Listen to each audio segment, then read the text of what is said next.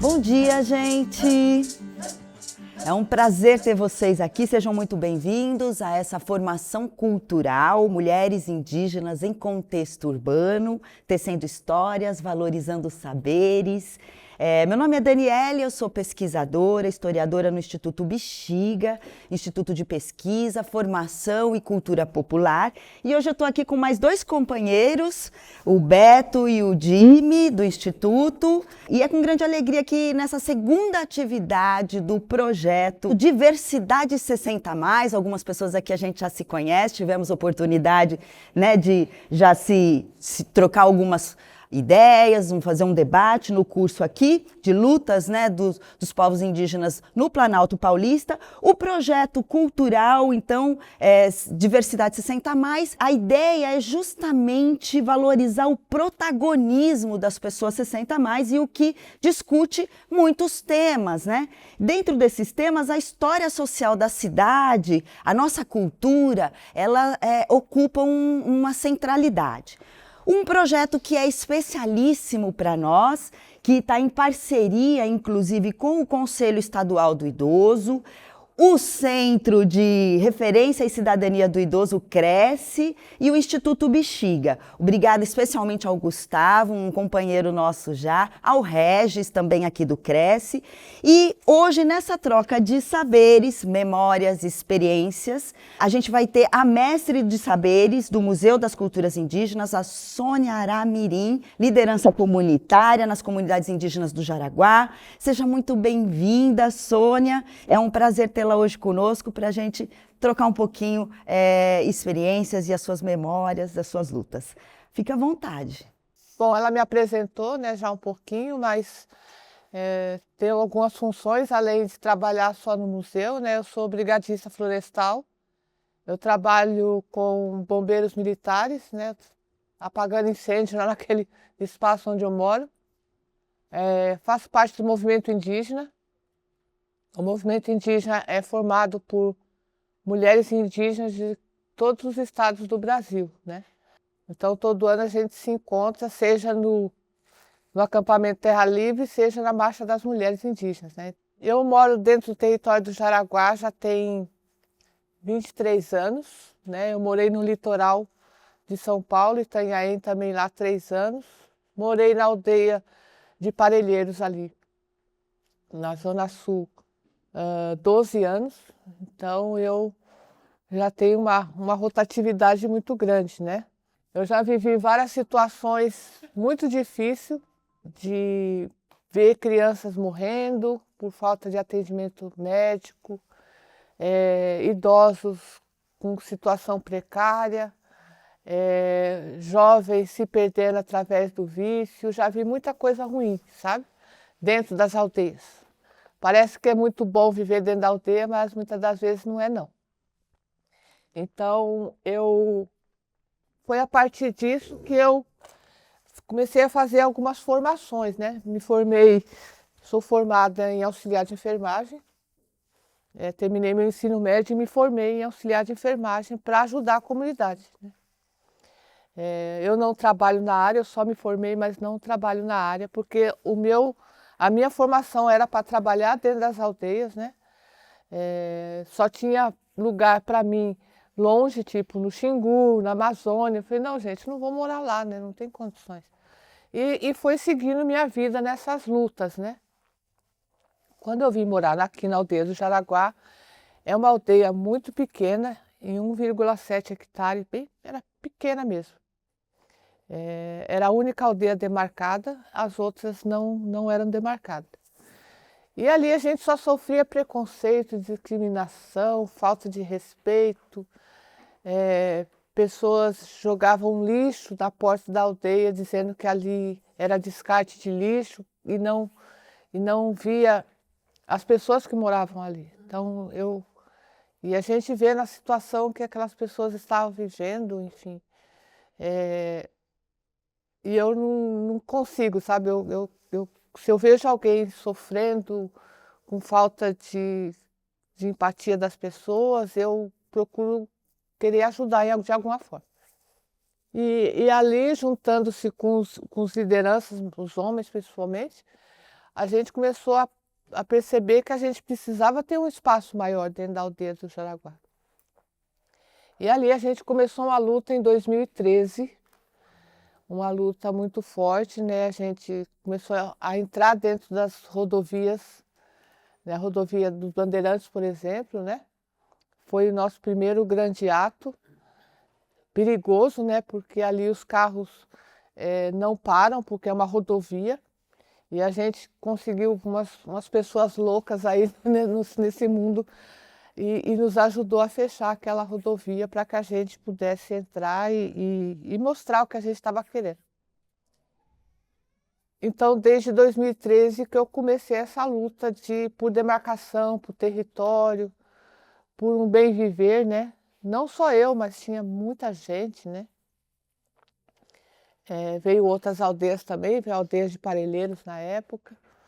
E ali a gente não parou mais até os dias de hoje.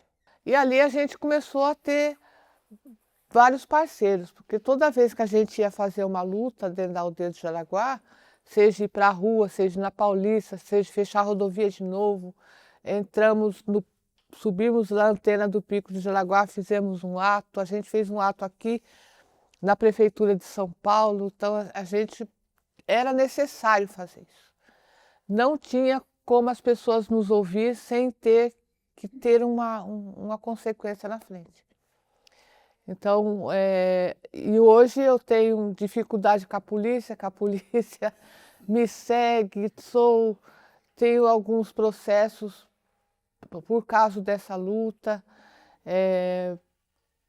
empreendimentos imobiliários, que é o que mais a gente tem um embate de frente com esses empreendimentos, que são empreendimentos que afetam principalmente o lugar onde a gente mora, porque a partir do momento que tem uma aldeia indígena, você não pode ter construções de prédio, condomínios, essas coisas, 8 quilômetros de distância, eles têm um limite, né?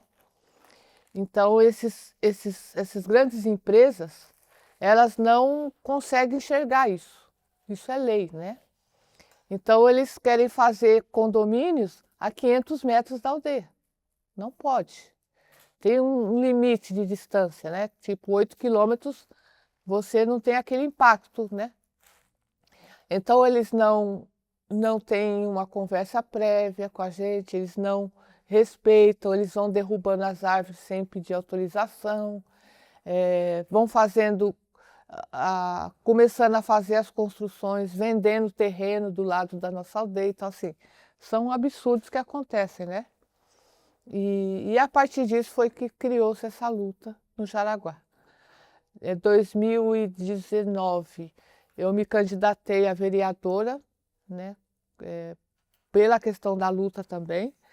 Não que eu gostasse, eu não queria esse tipo de cargo, porque eu não me via sendo vereadora de nada. Não gosto de política, mas eu fui pela necessidade. A gente não conseguiu e foi uma grande repercussão. 10.580 votos numa época que estava na pandemia. A gente estava na pandemia. Eu peguei um pedaço dessa campanha na pandemia, que ela estava bem forte, acho que não tinha nem chegado vacina direito ainda, a gente estava nessa campanha horrível. Eu não podia sair de casa porque eu tenho bronquite asmática, numa pandemia. E eu tinha que fazer campanha e eu não podia ir para a rua. Então a campanha foi feita toda online. Horrível fazer campanha online, porque é o dia inteiro você na internet e eu não tinha paciência nenhuma, mas era obrigada a fazer.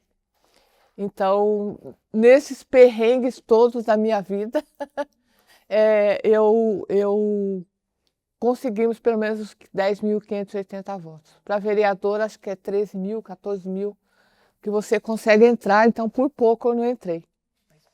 Foi bem significativo. Então, e tinha amigas minhas, a Érica Malunguinho, não sei se vocês conhecem, foi uma vereadora na época aí, ela era vereadora, e ela ficava me acompanhando na madrugada, vamos conseguir, e acabou não conseguindo e eu dei graças a Deus.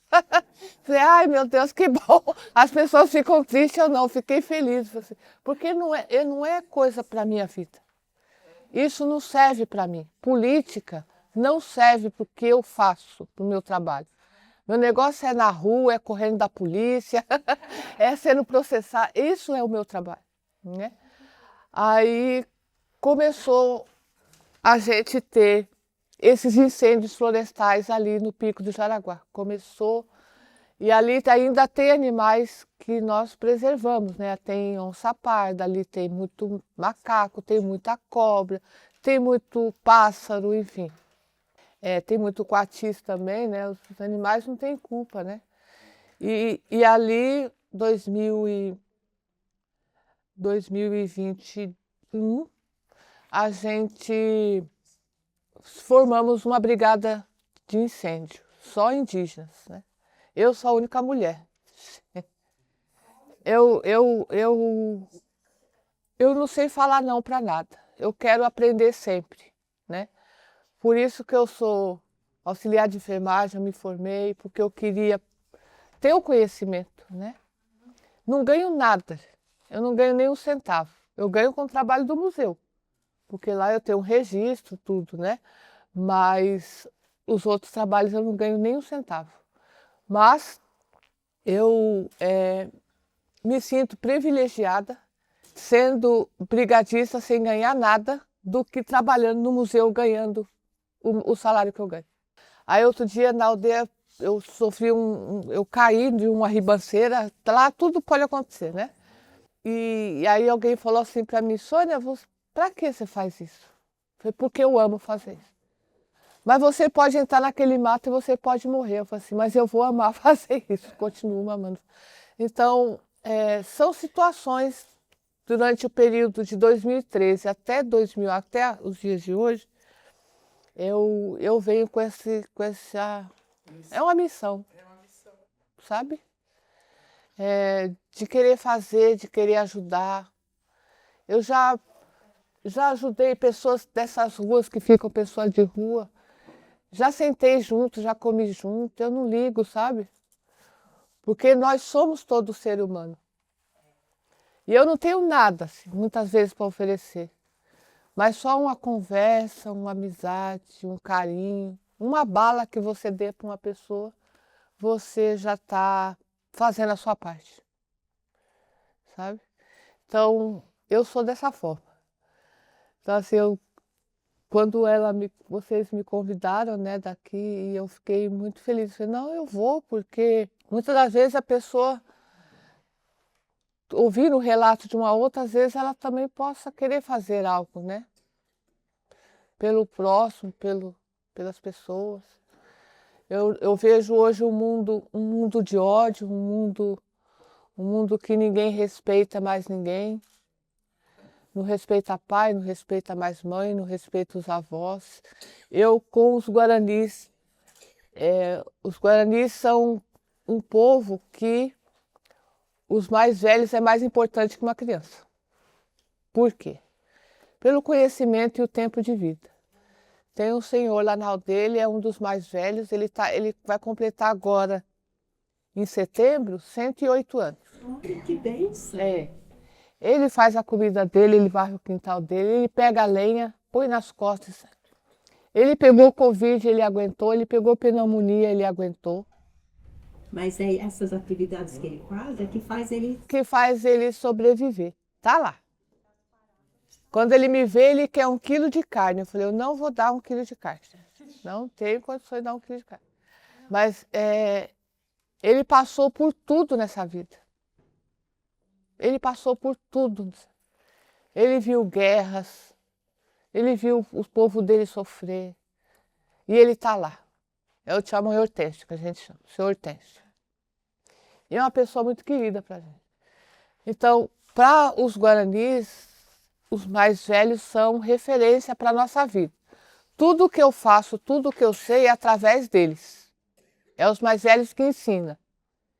Ensina a vida, ensina as rezas, ensina como sobreviver, ensina os remédios, ensinam alimento, eles ensinam tudo, tudo. E com a paciência, porque a gente não tem tempo, né? Ele senta ali, senta e você vai ouvir. Ali eu fico 4, 5, 6, 7, 12 horas ouvindo. E é ali que a gente vai tirando todo o conhecimento. Outro dia eu falei para um pessoal lá, eu falei assim, olha, tia Mãe Hortêncio já está, isso foi uns 2 anos atrás, tia Mãe Hortêncio já está com 105 anos. Nós precisamos fazer algo que a gente consiga ter registros dele, falas dele, conhecimentos dele, porque ele sabe. Eu não sei o que passou há 80 anos atrás, ele sim, sabe? Ele tem conhecimento, eu não tenho. E ele anda, não é encurvadinho não, ele anda reto, mais reto que eu estou encurvado, ele anda todo, ele pinta cabelo, outro dia, essa semana, eu vi ele com o cabelo todo pretinho, eu falei assim, o senhor pintou seu cabelo? Ah não, eu sou novo aí. Tá bom, você que é velha, você que é velha, eu sou nova. Tá bom. Então assim, olha o carinho que tem pelo outro. Se eu encontro ele na rua, se eu vou atravessar ele na rua, ele não quer. Não, eu sei atravessar a rua, não preciso de ajuda. E assim, é uma pessoa maravilhosa. Nossos mais velhos são pessoas maravilhosas. E não tem, eu não sei o porquê. Não sei se é a vida, não sei. Eles não têm, assim, problema de mente. A única coisa que acontece com eles é a perda da visão. Eles vão, a partir dos 100 anos, eles vão começar a ter visão menos, vai diminuindo a visão, e eles vão diminuindo de tamanho. Eles ficam bem pequenininhos, né? Parece criança.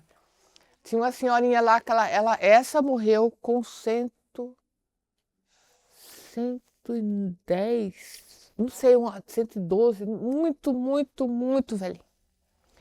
Aí ela era desse tamanho, gente, eu sou desse tamanho. Ela era mais ou menos isso, bem pequenininha, e andava assim.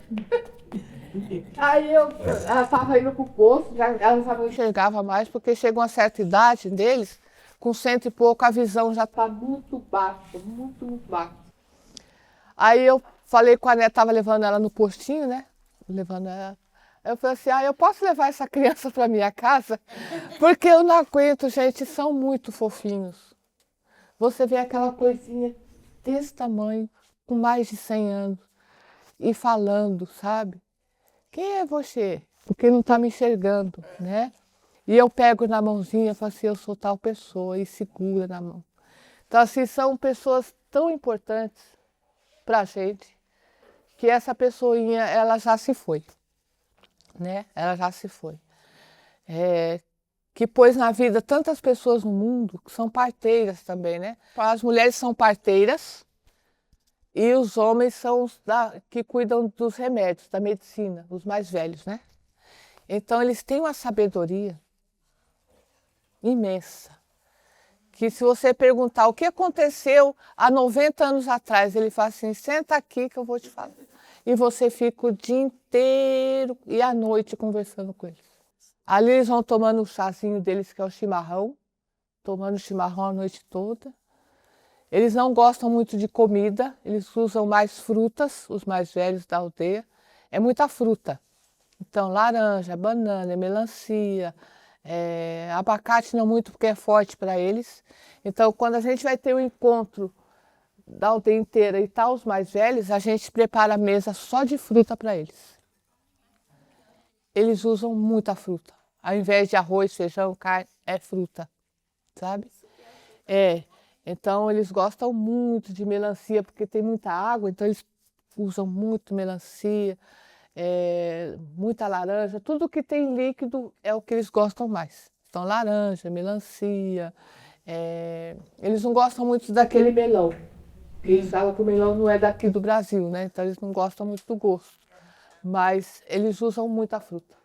São indígenas que eles vivem ainda de uma forma como se o Brasil ainda não tivesse sido invadido.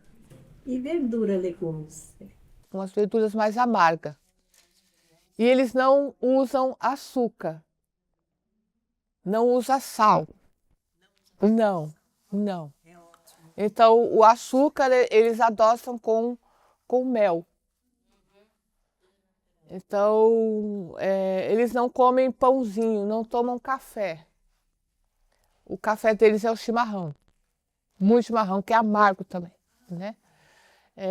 Então, o açúcar, eles trocam o açúcar pelo mel. E o sal também, eles não usam sal. Tem um sal, vocês já viram um sal rosa? Ele é cor de rosa, né? Esse sal, eles extraem do rio, lá no Xingu. É eles mesmos. Eles mesmo. E assim, ele é muito forte. Você põe pitadas assim, já dá um sabor, né? Mas os guaranis não usam nenhum tipo de sal. Por exemplo, o peixe, eles costumam mais usar o peixe do mar, porque já tem um gosto, já salga naturalmente, né? Em algumas aldeias, em alguns povos, eles usam água do rio, porque já usa aquele sal específico, principalmente no Xingu. Mandioca e milho, eles... Mandioca, milho, coisas que são raízes, eles também usam. Muita batata doce, variedade de batata doce. Vocês conhecem outros tipos de batata doce, outras cores? Tem batata doce roxa, tem preta, tem laranja. Já viu a cor de laranja? Ela é linda. Na aldeia do Jaraguá a gente planta a batata doce laranja. Laranja eu não vi ainda. Já ela você abre, é laranja, cor de laranja mesmo. Parece uma mexeriquinha, linda assim. Variedade de milhos, muito milho. Tem milho até preto. Tem o milho preto. A gente costuma plantar com o milho preto. Marua também. Tem na Bolívia, né? Aquelas batatas da Bolívia usam muito. Então, tudo que é raiz, eles usam. Tudo que é raiz, né? Que saia da terra. Por isso que eles vivem 110 anos. 110, 112, né? Hoje em dia, tudo que a gente come, qualquer coisa, tá com veneno, né? Tá com agrotóxico lá. Os indígenas, eles costumam fazem suas próprias roças, né? Até mesmo aqui no Jaraguá. Então a gente não tem esse costume de usar esse veneno. Então é por isso que acaba sendo mais um pouco saudável. Lógico que aqui, por exemplo, na aldeia do Jaraguá, ou na aldeia de Parelheiros, ou na aldeia do litoral, por exemplo, eles vão usar arroz e feijão também, né? Os mais jovens, enfim, né? Eles usam também o arroz e feijão. Carne, compra no açougue, vai no mercado, normal. Só que os mais velhos não gostam. Eles não gostam de jeito nenhum. Eles já sabem. Você foi no mercado, não come.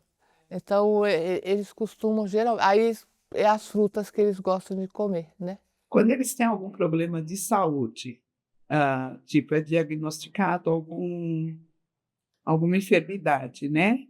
Mas aí, no caso, que tipo seria? Né? Por causa dessa alimentação tão natural, e hoje em dia é tão falado, né, que tudo que a gente come faz mal para a saúde, normalmente acontece alguma coisa assim? As doenças deles são mais espirituais. Assim, doença do corpo que precisa ir para o hospital... Não é por causa de um problema de câncer, não é um outro tipo de problema nesse sentido? Difícil ter câncer, assim, a gente soube de essa coisa de câncer há pouco tempo. Faleceu uma menina agora, ela morreu com 33 anos, mais de tuberculose. Mas, por quê?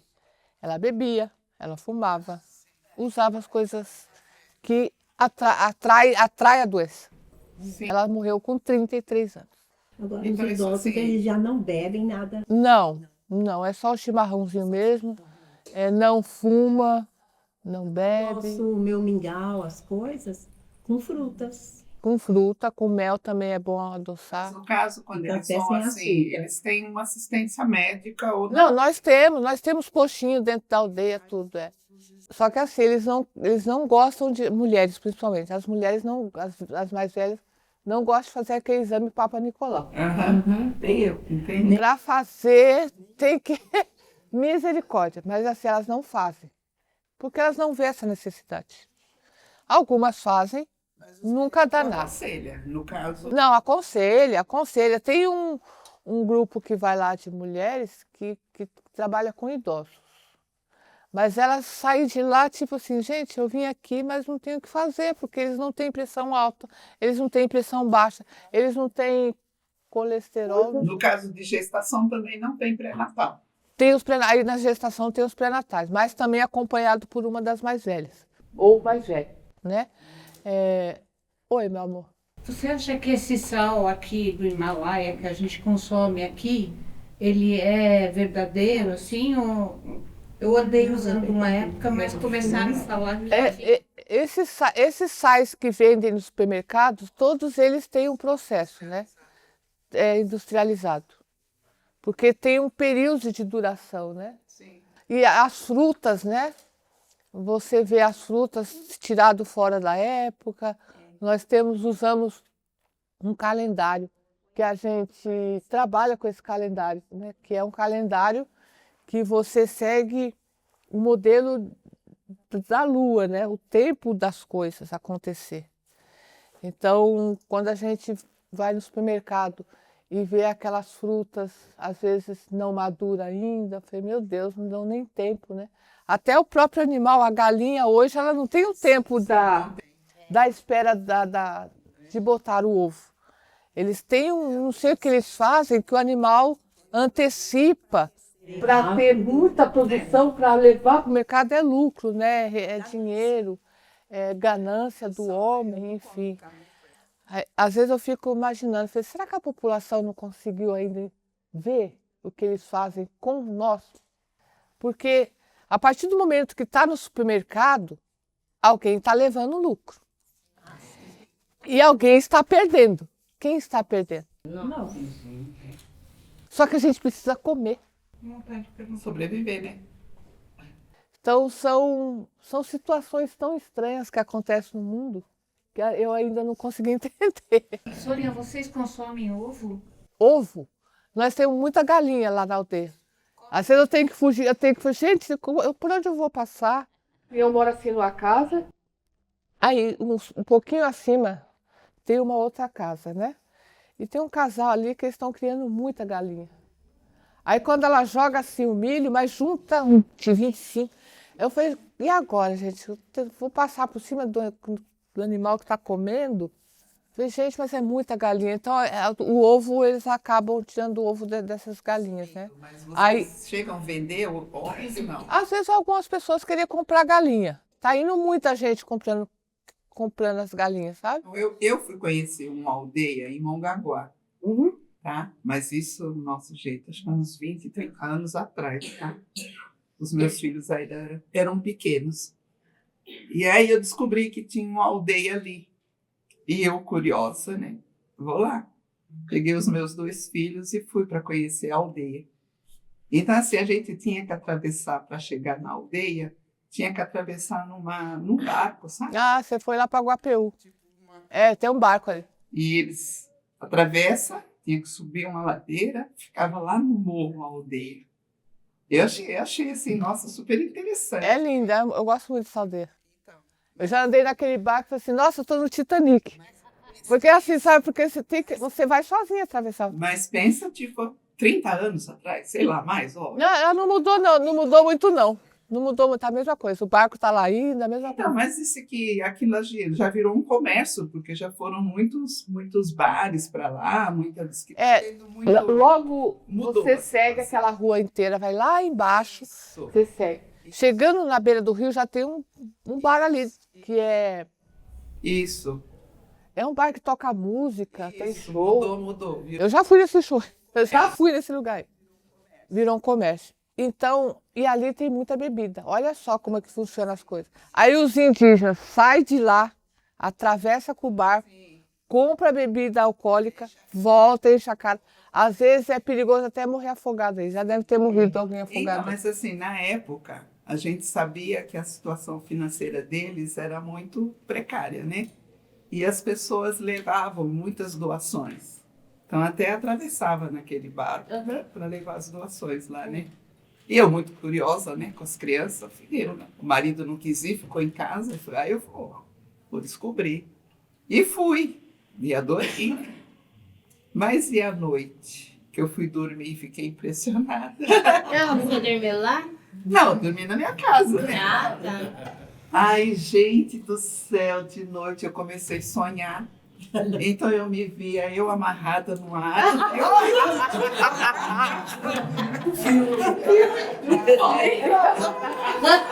Mas valeu a pena, meu Deus. Valeu a Mas ninguém pena. se amarrou lá não, né? Não. Quantos habitantes hoje Não consegui tem? soltar. Eu falei, olha a curiosidade. O Jaraguá hoje nós somos 7 aldeias, tem mais ou menos umas 800 pessoas, se for arredondar. Mas somos em 7 aldeias ali. E quantos vivem praticamente na aldeia? E quantos estão trabalhando fora? Já que nós estamos falando de urbanidade aqui, né? Ó, dentro da aldeia nós temos o posto de saúde. O Jaraguá hoje nós somos 7 aldeias, tem mais ou menos umas 800 pessoas, se for arredondar. Mas somos em 7 aldeias ali. Ó, dentro da aldeia nós temos o posto de saúde e temos a escola, né? Na escola, professores indígenas, acho que tem uns 12, que eles são professores que trabalham e ganham através da Secretaria de Educação. Tem o CECI, que é onde a educação infantil. Lá os educadores são todos indígenas. Deve ter acho que umas 8 pessoas, ou 15 pessoas. Ensinado para as crianças tradição. É, sim. O CECI, sim. As crianças até os 6 anos e meio não vai para a escola normal, tipo, começar o primeiro ano. Porque até os 6 anos e meio eles não falam português, né? Então, para não ter aquele choque de cultural, aquele choque linguístico, eles começam a introduzir o português a partir dos 7 anos. Mas existem habitantes da aldeia que se deslocam para a parte mais urbana aqui da cidade para trabalhar? Acho que se tiver 1 ou 2. Tem um rapaz que eu vi lá, um parente nosso, que ele parece que ele trabalha numa pizzaria e ele entrega, que eu vi ele numa moto, eu falei assim, não, ele está trabalhando. Eu falei, tá bom. Tem aquele negócio de jovem aprendiz, mas aí eles trabalham na SPDM, que tem ligação com a comunidade. Tem o museu agora, o nosso museu, que a gente conquistou, que lá do Jaraguá tem eu e o Cláudio, tem 4 do Jaraguá trabalhando, e os outros são indígenas, mas que moram em contexto urbano, né? Então tem Pancararu, tem outros povos ali. Mas do Jaraguá mesmo, só os que trabalham dentro da aldeia, assim, fora se tiver 1 ou 2 pessoas que trabalham fora da aldeia com os não indígenas. Aí acho que é 1 ou 2 pessoas, mas a maioria trabalha dentro da aldeia. Aí tem o registro normal, né? Porque trabalha na escola do estado ou trabalha no posto que é da Secretaria de Saúde, né? Através da saúde. E a prefeitura da cidade de São Paulo, no caso do Jaraguá, faz visitas? Vocês têm algum conselho que fala com essa politicagem? A gente tem os lideranças, que são... De cada aldeia tem um representante de cada aldeia, seja cacique ou seja uma liderança, né? E são eles que correm atrás de saneamento, carro para locomoção de pacientes, que a gente tem a CESAI, né, que é a Secretaria Especial de Saúde Indígena, e os lideranças, eles que correm atrás dessas coisas que tem que ser feitas dentro da comunidade, né? E o museu, ele tem o museu ele está mais ligado com o governo federal. Governo do estado e também governo federal. Eu faço parte do governo federal, porque tem a FUNAI, tem o grupo de mulheres, então o museu já está mais ligado à parte federal do que estado, né? Por causa dos indígenas. Obrigado. Fala. Professora, a gente ouviu muito, né? Foi muito divulgado a conquista do povo Guarani recentemente, né? Quando o estado de São Paulo reconheceu aquele território como uma terra indígena. Eu queria entender assim, o que mudou antes desse reconhecimento para agora? Quais são as atribuições que agora tem do povo Guarani lá naquele território? Você acredita que não mudou nada? Eu não vi mudança nenhuma, ainda. Foi recente também, né? mas aquela portaria que foi entregue aquele documento para a gente, essa portaria já estava válida desde 2013. Só que a gente não tinha o documento físico. Esse documento ficou em Brasília e ele veio entregar para nós há pouco tempo atrás. Mas aquele documento já estava válido, né? Só faltava o documento. Então, não teve muita diferença. A demarcação da terra, né, os marcos já foram colocados. Só falta a homologação. Essa é a mais complicada, porque precisa ser assinada pelo presidente da República. E ainda não foi assinada. Ela está com a demarcação física, tudo bem. Quem faz a demarcação é a FUNAI, né? É o governo do estado, o governo federal. E isso foi feito, já está os marcos em todas as aldeias. Mas a homologação ainda não saiu. Então a gente não tem garantia nenhuma ainda. Porque hoje nós estamos lutando por causa de quê? Por causa de uma PL que chama PL da devastação. Não sei se vocês estão ouvindo falar na televisão. Nós estamos lutando contra essa... Lei é estadual, federal? Federal. Ela saiu de Brasília, né? E está se implementando. Por que esse projeto de devastação? Você desmata uma grande quantidade de área verde, desmata. E ali se cria condomínios de luxo. Sim. Não é para pobre, não é para pessoas de baixa renda, não é para nós. Só que dentro dessa PL, desse projeto de lei, eles exterminam a nossa própria sobrevivência. Não só a dos indígenas, de todo mundo. Eles não têm noção do que eles estão fazendo, porque a partir do momento o remédio, a planta, uma folha, uma raiz, ela não está escrito ali quem ela é. Mas a matéria-prima que faz o medicamento, que vai para as farmácias, que vai para os hospitais... Sai da planta. A matéria-prima está na floresta. Não está no laboratório lá de Harvard. Não está no laboratório lá da França. Está na floresta.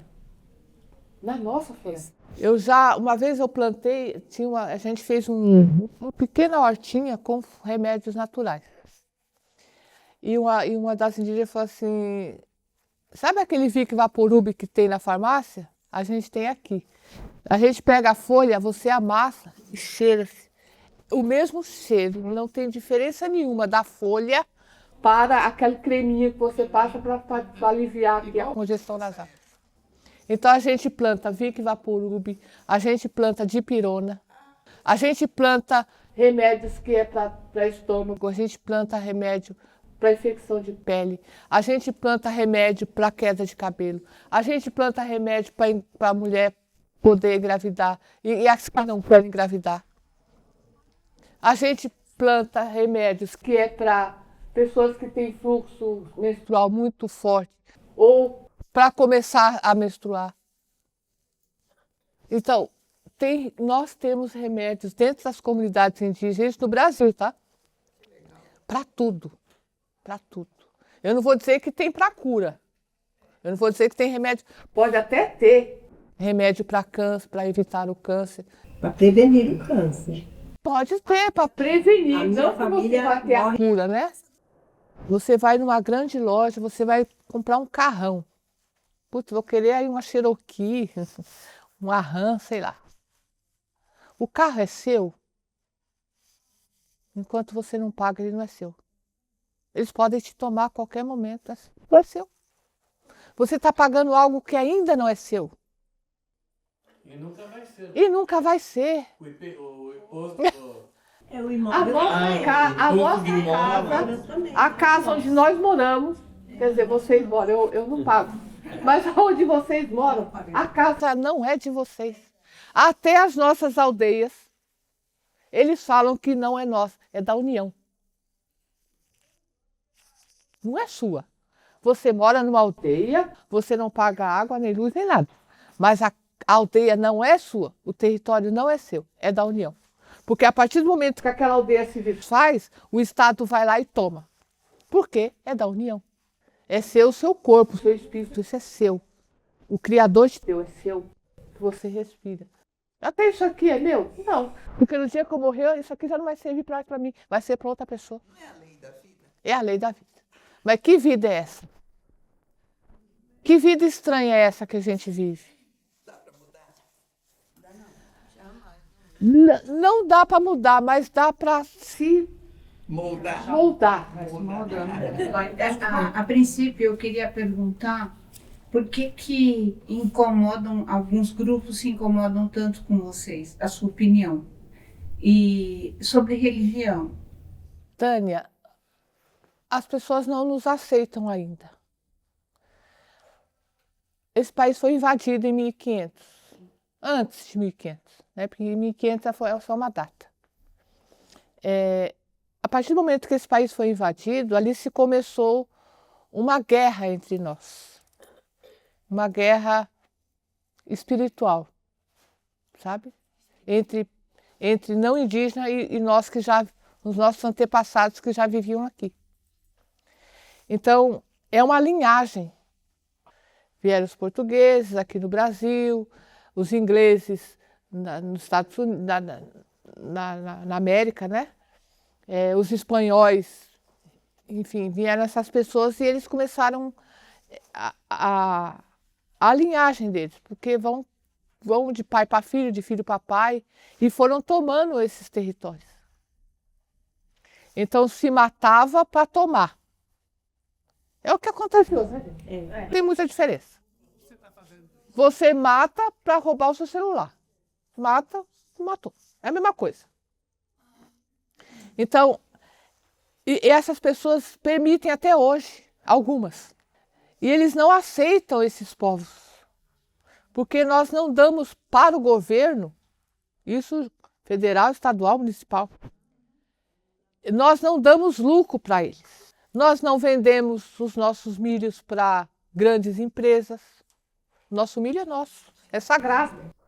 Eles não acreditam no sagrado, porque tudo é sagrado. Porque você vai vender o seu sagrado, a sua espiritualidade, para quem não acredita?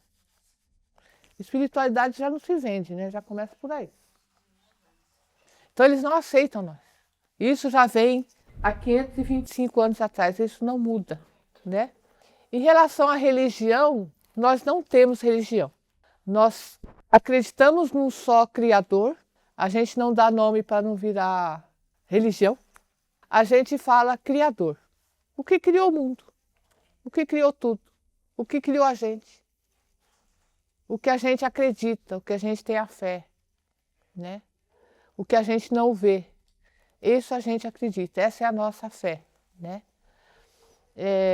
Mas a gente tem a nossa cultura, a nossa tradição. Não é religião, é cultural, é ancestral, vem muito antes de tudo, né? Os guaranis principalmente. Cada etnia é igual aos guaranis? Não. Tem etnias que vê o Criador de uma outra forma, sabe? Mas é o mesmo, é o mesmo. O Criador. Mas os espíritos da natureza são os guardiões que o Criador pôs na terra para proteger. Os guaranis falam muito de que o Criador, quando ele estava, o Filho do Criador, quando estava aqui na terra, ele fez alguns ensinamentos para os nossos antepassados, de como cuidar dessa natureza. Por isso que nós mantemos e falamos sempre de proteção. Então, nós vem nessa proteção muito antes de tudo isso começar. Não tinha Brasil, não tinha Paraguai, não tinha Itália, não existiam esses nomes. Existia o planeta. E quando existia o planeta, esses povos já existiam, seguindo a regra do Filho do Criador quando estava aqui. Então, muitas das vezes, a gente conversa com esse ser e ele nos responde. Não é uma oração, é como se fosse um bate-papo, como se tivesse... A gente não vê, tá? A gente sabe que ele está ouvindo, E a gente conversa com ele. Você tem que acreditar no que você não vê. Isso é fé. Isso é fé. Antes do Homem Branco chegar, como você falou o nome, né, do criador, ou falar com alguma coisa, tinha os índios tinham essa ideia de um criador da natureza? Ou a natureza propriamente se criou? Nós sabíamos que os nossos antepassados sabiam quem ele é. Sempre soube. Mas os mais velhos, com mais de 100 anos, que têm uma experiência muito rica, e são eles que têm o contato com esse Criador, tá? Eles que são a nossa... é como se fosse uma ligação entre o mundo espiritual e esse mundo. Eu queria que você falasse um pouco de recursos financeiros, como que vocês adquirem? Eu trabalho, né? Eu trabalho no museu. Seu salário você dá na aldeia? Como é que é? Não, meu salário é meu. Eu posso ajudar também. Às vezes, quando eu ganho um recurso, porque eu faço palestra, eu trabalho também no museu, eu vou para algum lugar, eu ganho um recurso, eu ajudo na casa de reza, eu compro fumo, eu compro erva mate para eles. Se alguém pede alguma coisa, eu queria um botijão de gás, podia pagar um gás, eu não vou falar não, eu vou ajudo. Isso é para qualquer um. Às vezes eu estou na rua, alguém vem me pedir, eu estou com fome. Vamos ali no bar, eu vou te pagar alguma coisa. Eu não consigo falar não para ninguém, nem para dentro da minha aldeia, nem fora dela. Se você não ajuda o seu próximo, que você vai querer ajuda depois. Você acordou o tema aí da PL da devastação, né? Estão circulando aí, né, abaixo assinados, né? Para a gente se posicionar contra essa PL. Mas você falou de desmatamento, por exemplo. Esse desmatamento, vocês, não sei se invade, não sei se é o termo, vocês precisam de fazer movimento, assim, para chamar atenção? A gente faz movimento para chamar atenção, tipo dos desmatamentos, por exemplo, né? Lógico que não, aqui do Jaraguá a gente não vai para a Amazônia fazer manifestação. Lá tem os povos lá que fazem esse tipo de trabalho, lá na Amazônia, no Pantanal, aqui no Mato Grosso do Sul, onde tem muitas queimadas, né? As aldeias também estão nesses lugares, então quem mora lá é que cuida daqueles espaços. A gente cuida aqui da região aqui de São Paulo, né? Ainda não estamos sentindo a questão climática ainda, ela ainda está por vir. Calor, sol de mais de 40 graus, frio, menos 30, ventania de mais de 100 km por hora. Vai chegar tempos aí de ventania com mais de 150, chegar a 200 km por hora. Assim, nós estamos numa situação que a população não está focada ainda. Nós, indígenas, estamos focados. Os indígenas, eles usam a roupa própria deles ou a maioria usa a roupa normal? Antes da chegada dos portugueses no Brasil, não tinha essa roupa não, tá? Era feito naturalmente. Então, os guaranis, eu não vou falar do outro povo, porque eu não sei, vou falar do guarani. Os guaranis usavam muita palha, ou pano como vocês falam, pano de saco, pano feito de algodão. Tinha muito algodão aqui em São Paulo. E as teçadeiras. As teçadeiras que sabiam manusear. Então não tem registro dessas roupas, mas tem como eles falavam, como faziam. A parte de cima sempre sem nada, nuas, ou totalmente nuas. As meninas, quando menstruavam, Ficava no rio, não é? No rio, na beira, se lavando. Não tinha nada. Então, hoje, usamos a roupa, né? Lógico. Porque olha o tamanho da cidade, olha o tamanho do Brasil, olha o tamanho da população e olha o nosso tamanho, né? Nós não pode sair nua na rua. Mas a rua era nossa, né? Não existia rua. E no frio, como faziam na época? No frio era fogo para aquecer e peles de alguns etnias usavam pele de animal. Que eles quando abatiam o animal, eles usavam tudo. Não se descartava nada. Então, o que não era para se comer, fazia artesanato ou própria roupa, né, para se aquecer, enfim. Mas a maioria era fogo mesmo, só o fogo.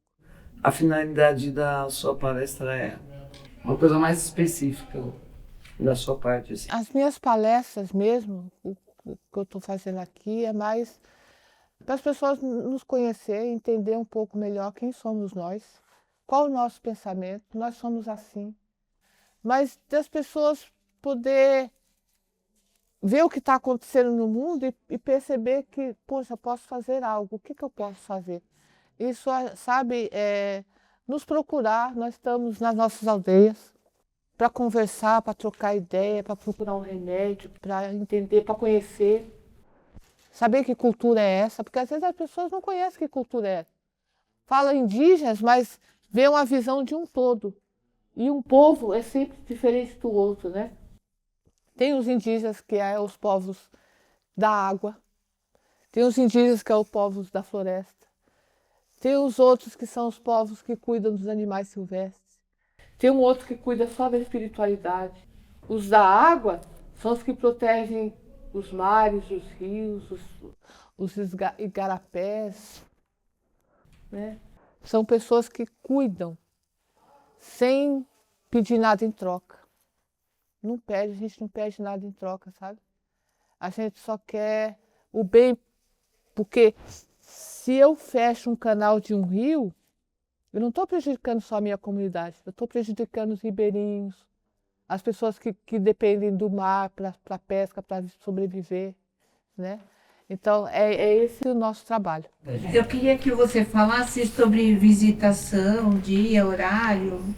Nas aldeias aqui de São Paulo, tem tanto no Jaraguá e em Parelheiros, a visitação é normal, não se cobra. Não se cobra para, por exemplo, você vai com a sua família, você não é cobrada. Mas é qualquer dia? Qualquer dia, mas final de semana, né? Então, na aldeia do Jaraguá, a gente tem uma das aldeias que dá para fazer uma trilha, né? Sempre acompanhada de algum indígena, né? Ele vai falar, vai explicar um pouco. A gente cria abelhas lá sem ferrão, né? Você pode provar o mel, não sei, agora está frio, elas não estão trabalhando muito, não. Elas ficam mais lentas, mas você pode provar o mel, que é um mel medicinal, sabe? Tem a trilha lá, mostra, tem uma palestra lá também que eles explicam toda a comunidade, mostra a dança, vende artesanatos, então assim, faz comida tradicional para você experimentar. Então lá tem bastante coisa também para se fazer, mas é bom ir final de semana. Dia de semana eles estão trabalhando ali, aí não tem muito tempo de te atender, mas final de semana é mais tranquilo. Aí, se algum dia vocês forem na aldeia de Jaraguá, procurem a Maria. Eu queria saber a respeito desses índios que ficam espalhados pela cidade, vendendo seu artesanato. Não tem como colocar isso de uma forma mais adequada. Porque é um artesanato lindo, né? Já comprei diversas peças. Às vezes essa pessoa que está vendendo ali, ela não tem emprego dentro da comunidade porque já fechou o quadro. Porque não tem emprego para todo mundo. Às vezes ela não tem uma renda que ela possa se sustentar. Mas essas pessoas que não têm renda para vender essas coisas, elas são impedidas de procurar um emprego fora daqui? Não. É porque eles não têm esse modo de pensamento, de trabalhar fora. Alguns têm. Eu falei, tem um ou dois que trabalham fora. Para não indígena, trabalha em mercado, né? Mas nós, povos indígenas, não fomos feitos para isso. Lembra do Criador? O nosso trabalho é cuidar do que ele fez. Mas ainda temos essa conexão. Nós somos feitos para proteção. Nós somos os guardiões dele. Somos espíritos encarnados num corpo porque é necessário. Nós temos que ter esse corpo. Mas nós somos protetores desses espaços. Floresta, rio, animais. Esse é o nosso trabalho aqui na Terra. Davi Yanomami disse que nós indígenas vamos primeiro que vocês. Nós vamos embora desse território primeiro que vocês. Vocês partindo, o planeta está sem proteção, eu acho. É isso, é isso. Nós, quando nós éramos pequenos, nós víamos filmes de faroeste e, infelizmente, a gente aprendeu a torcer por aqueles que extinguiam os povos originários. É lamentável. Sabe? E o seu trabalho é magnífico, porque talvez nós consigamos ainda passar para filhos e netos algumas coisas que vocês trazem. É por vocês que a gente faz as coisas. É por vocês que a gente se mantém em pé. É por vocês que a gente está se mantendo vivo. É por vocês que eu choro. É por vocês. Aquele morador de rua que está lá na rua agora, que não está nem me ouvindo. É por ele que eu estou aqui. É por aquele moleque que a polícia está batendo lá na favela, que eu não sei nem favela que é, não sei. É por ele também. É pelo animal que está sendo caçado e morto, levando tiro, sendo queimado na floresta. É por eles. São os guardiões. A gente queria agradecer muito. Ai, gente, foi tão gostoso. Eu queria ficar aqui até... Obrigada, meus amores. Para que a gente tenha a oportunidade de ter outros momentos como esse.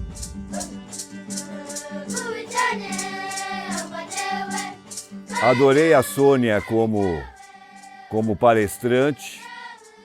Sou um respeitador dos povos originários. Eu fiquei encantada de ver tanta informação. E eu achei essa palestra muito elucidativa, eu diria até educativa. Tudo é muito interessante e a cultura que infelizmente são rejeitados ao mesmo tempo, né? Isso dói muito.